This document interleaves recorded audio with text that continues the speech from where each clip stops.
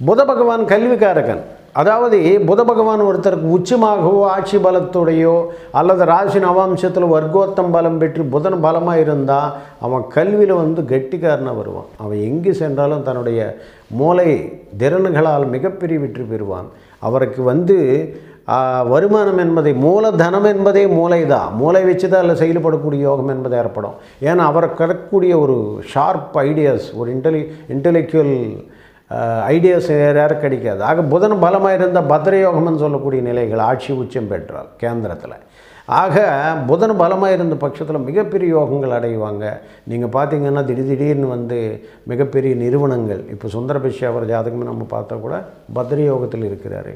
இந்த மாதிரி பத்ரத்துவ யோகத்தில் இருக்கிறவங்களுக்கு எப்போவுமே மனிதர்களுக்கு இருக்கக்கூடிய ஒரு சாதாரண ஞான நிலையை விட கொஞ்சம் அதிகமான ஞான நிலை இருக்கும்.